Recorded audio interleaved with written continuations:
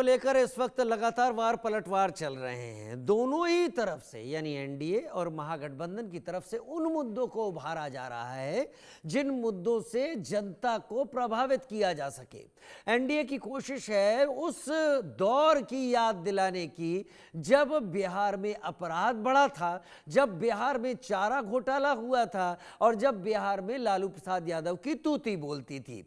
और वहीं पर महागठबंधन की कोशिश है पिछले कुछ सालों में एनडीए के साथ ही बने नीतीश कुमार के लीडरशिप के दौरान बिहार कहां कहां मात खाता रहा, दोनों एक दूसरे की कमियों को सामने रख रहे हैं। लेकिन इस वक्त मध्य प्रदेश के मुख्यमंत्री भी बिहार में मौजूद हैं, क्या कुछ कह रहे हैं सुन लेते हैं।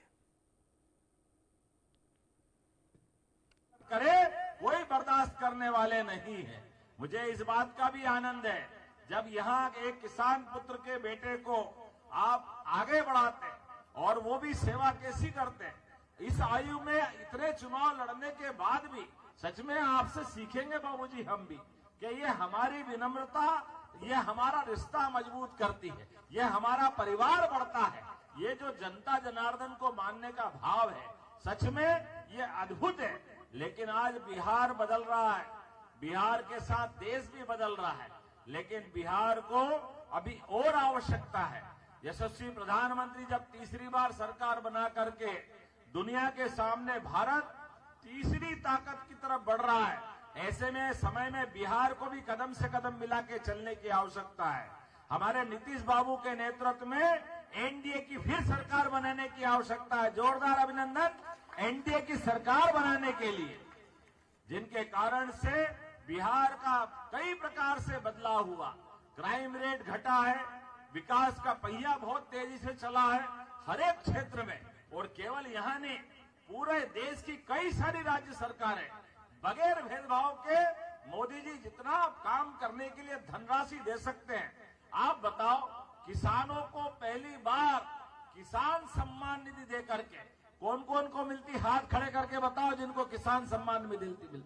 देखो, आप जोरदार अभिनंदन करो अपने किसान भाई बहनों के लिए। सीमा पे जवान और खेत में किसान दोनों का सम्मान करने का काम मोदी जी करते। जोरदार अभिनंदन मोदी जी के लिए। और ये बहनों के लिए तो कभी कोई सोच नहीं सकता था। बहनों को किस किस को पैसे मिले, आप हाथ खड़े करो जिन जिन को अभी आज धनराशि मिली। और चिंता मत करना, जो बची उनको भी मिलेगी। माता बहनों का सम्मान, किसानों का सम्मान। जिंदगी में विकास तो बहुत देखे, लेकिन एक एक व्यक्ति का घर के अंदर से लेके चलने का भाव ये वही कर सकता जिसने घर की गरीबी देखी, जिसने तकलीफ देखी।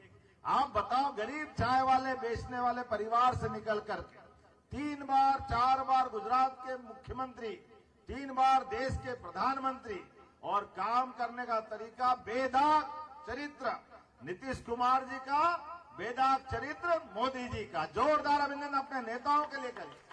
ये कई लोगों को सीखने वाली बात। और मैं इसलिए ये तारीफ भी कर रहा हूं कि मैं भी आपके ही परिवार में से आता हूं, बाबा महाकाल की नगरी से। और जब मैं अपने परिवार की तरफ देखता हूं तो लोकतंत्र का सच्चा सुख तो इसी बात का है कि लोकतंत्र के अंदर किसी को भी टिकट मिले, वो कोई भी परिवार का हो, गरीब परिवार का हो, किसान परिवार का हो, मजदूर परिवार का हो, वो सांसद बनना चाहिए, विधायक बनना चाहिए। मुझे इस बात की प्रसन्नता, हाँ, हमारे नेता हमारे जैसे लोगों का ध्यान देते हैं कि मेरे अपने परिवार में कभी कोई सांसद नहीं, कभी कोई विधायक नहीं, मुख्यमंत्री और मंत्री का तो सोच ही नहीं सकते हैं। लेकिन किसान परिवार के व्यक्ति को उठा करके इतने बड़े राज्य का मुख्यमंत्री बनाए, ये केवल मोदी जी कर सकते और एनडीए के लोग कर सकते। ये उदाहरण सबके सामने, ऐसे एक नहीं कई उदाहरण हमारे सामने हैं। मैं मान के चलता हूं ये लोकतंत्र की खूबसूरती भी है, यही होना भी चाहिए। और आज बदलते दौर में हमारे इस समय के साथ जिस प्रकार की गाड़ी चल रही है, मैं तो आपका उत्साह देख करके वाकई ये मान के चल रहा हूं कि जो भी समझदार होगा ये इबारतें बता रही है कि यहाँ क्या होने वाला है, चुनाव का परिणाम क्या आने वाला है। हमारे नरेंद्र बाबू एक बार फिर भारी बहुमत से जीतने वाले हैं। मैं आपके साथ यही विजय जुलूस के रूप में एक बार फिर आने वाला हूं। तो हमारी तरफ से आपको शुभकामनाएं, भारी बहुमत से जीते। बोलो जिताएंगे कि नहीं जिताएंगे?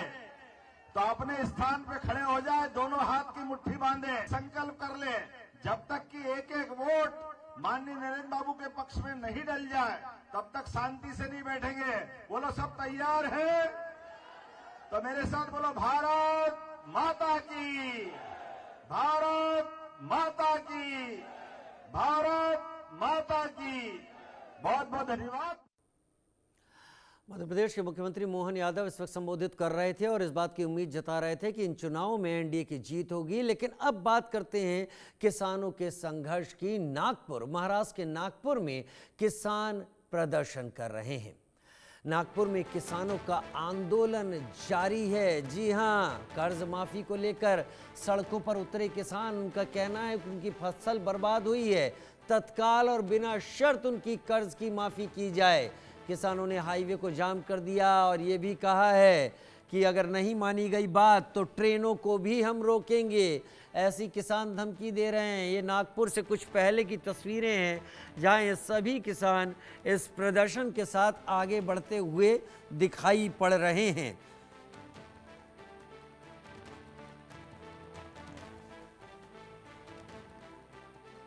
ये जो तस्वीरें हैं ये 10 सेकंड, 20 सेकंड, 30 सेकंड या 1 मिनट की दायरे में नहीं बांधी जा सकती, क्योंकि ये तस्वीरें हर चेहरा एक कहानी कह रहा है।